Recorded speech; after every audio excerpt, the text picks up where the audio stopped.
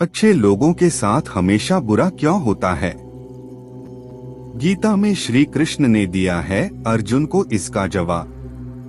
नमस्कार दोस्तों, स्वागत है हमारे चैनल मेरी आवाज में। गीता सार। आपने महसूस किया होगा कि जो लोग अच्छे कर्म करते हैं वो परेशान रहते हैं, वहीं जो बुरे कर्म करते हैं वो खुशी से रह रहे होते हैं। अच्छे कर्म करने वाले परेशान होते हैं कि आखिर उन्हें इतनी परीक्षा क्यों देनी पड़ रही है, जबकि जो अधर्म की राह में हैं वो खुश हैं और जिंदगी का लुत्फ उठा रहे हैं।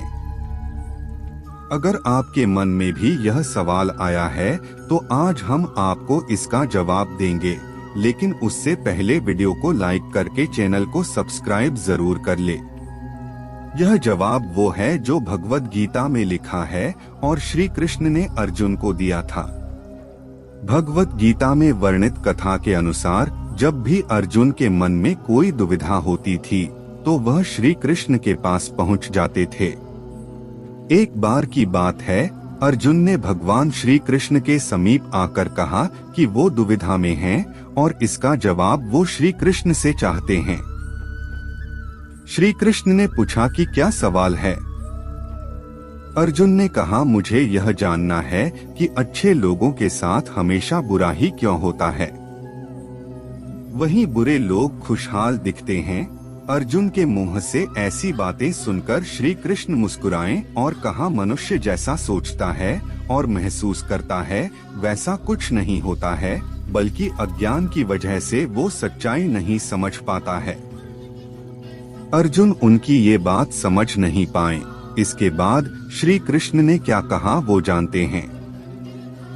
श्री कृष्ण ने अर्जुन से कहा, पार्थ में तुम्हें एक कथा सुनाता हूँ, उसे सुनकर तुम समझ जाओगे कि हर प्राणी को उसके कर्म के हिसाब से ही फल मिलता है। प्रकृति हर किसी को अपनी राह चुनने का मौका देती है। अब वो मनुष्य की इच्छा पर निर्भर करता है कि उसे धर्म की राह चुननी है या अधर्म की। कथा शुरू करते हुए श्री कृष्ण ने कहा, एक नगर में दो पुरुष रहा करते थे। एक पुरुष व्यापारी था जिसके जीवन में धर्म की बहुत महत्ता थी। वो पूजा पाठ में यकीन रखता था। वह हर रोज मंदिर जाता था और दान धर्म भी करता था और हर रोज भगवान की पूजा करता था। वहीं दूसरा पुरुष बिल्कुल विपरीत था। वह हर रोज मंदिर तो जाता था, लेकिन पूजा करने नहीं, बल्कि मंदिर के बाहर से जूते चप्पल चुराने। उसे दान और धर्म से कोई लेना देना नहीं था। समय बीतता गया और एक दिन बहुत जोर की बारिश हो रही थी। इस वजह से मंदिर में पुजारी के अलावा कोई नहीं था। यह बात जब दूसरे पुरुष को पता चली तो उसने कहा कि ये सही मौका है मंदिर का धन चुराने का। पंडित से नजर बचाकर उसने मंदिर का सारा धन चुरा लिया। उसी समय धर्म कर्म में विश्वास रखने वाला व्यक्ति भी मंदिर पहुंचा। दुर्भाग्य से मंदिर के पुजारी ने उसे ही चोर समझ लिया और चिल्लाने लगे। वहां लोग एकत्र हो गए और उसे बहुत मारा। किसी तरह वो बचते बचाते वहां से निकला तो दुर्भाग्य ने उसका साथ वहां भी नहीं छोड़ा। मंदिर के बाहर वो एक गाड़ी से टकरा गया और घायल हो गया। फिर वो व्यापारी घर जाने लगा तो रास्ते में उसकी मुलाकात उस पुरुष से हुई जिसने मंदिर से धन चुराया था। उसने कहा, आज तो मेरी किस्मत चमक गई, एक साथ इतना सारा धन मिल गया। ये सब देखकर उसे बहुत बुरा लगा और उसने अपने घर से भगवान की सारी तस्वीरें निकाल दी।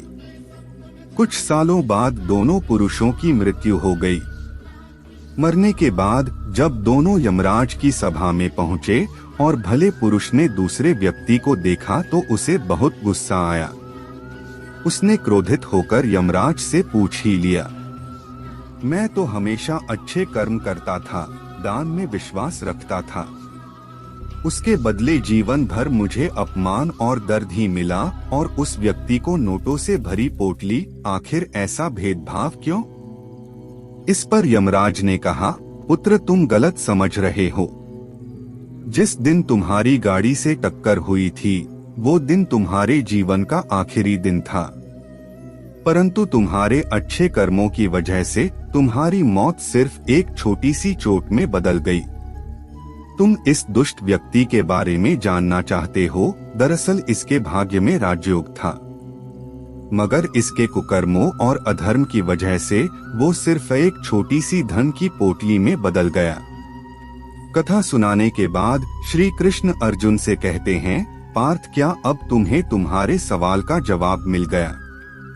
ऐसा सूचना कि भगवान तुम्हारे कर्मों को नजरअंदाज कर रहे हैं, यह बिल्कुल भी सत्य नहीं है। भगवान हमें कब क्या किस रूप में दे रहा है, मनुष्य को समझ में नहीं आता है। अगर आप अच्छे कर्म करते रहें तो भगवान की कृपा हमेशा बनी रहती है। इसलिए अपने अच्छे कर्मों को बदलना नहीं चाहिए, क्योंकि उसका फल हमें इसी जीवन में मिलता है। इसलिए मनुष्य का फर्ज है कि वो हमेशा अच्छे कर्म करते रहें, क्योंकि श्री कृष्ण ने गीता में भी बताया है कि किसी के द्वारा किया गया कर्म बेकार नहीं जाता है, चाहे वह अच्छा हो या बुरा। अंत तक जुड़े रहने के लिए धन्यवाद। ऐसी ही मोटिवेशनल कहानियाँ सुनने के लिए हमारी चैनल मेरी आवाज को सब्सक्राइब करें। आपको यह कहानी कैसी लगी? लाइक, कमेंट और शेयर जरूर करें।